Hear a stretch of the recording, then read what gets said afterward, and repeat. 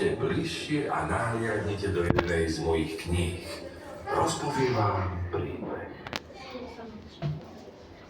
Kde bolo, tam bolo, za 7 podlahy, šikmé steny, samé zrkadlá, malí boli veľkí a veľkí zas malí, no všetko bolo hore nohami.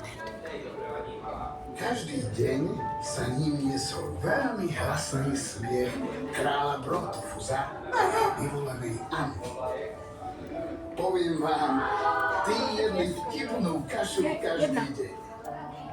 Až jedno ráno smiech vystriedalo zúfalstvo a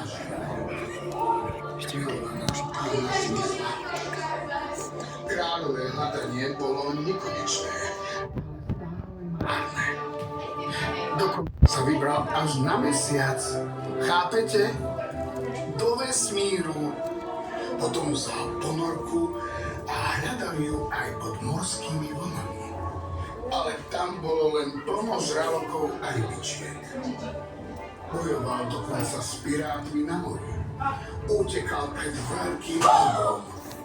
Keď sa zrazu ocitol pred obrovským stromom, neveril vlastným očiam. Spomenul si totiž, že v jednej zo svojich kníh ho už videl. Bol to bájny strom.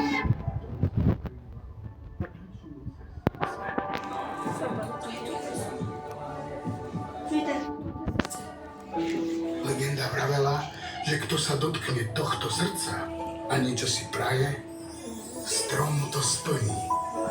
Tak čo myslíte? Splnil? Dnes je to ale váš príbeh. Vaša cesta za láskou, na konci ktorej určite nájdete poklad. Ste pripravení ho objaviť? Áno!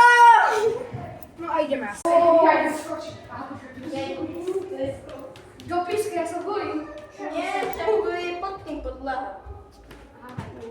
Podlahu. Nechcem si to tak hovoriť. To je nekonečné dole. Pomoc! Mamka! Mami, asi sa už nevrátim domov. Nie.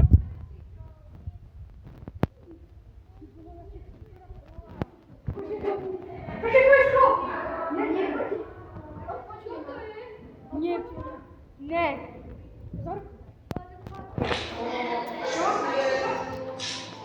A počíme si, počíme. Najprv sa počíme a potom ideme spať. Nie, Ja sa chcem.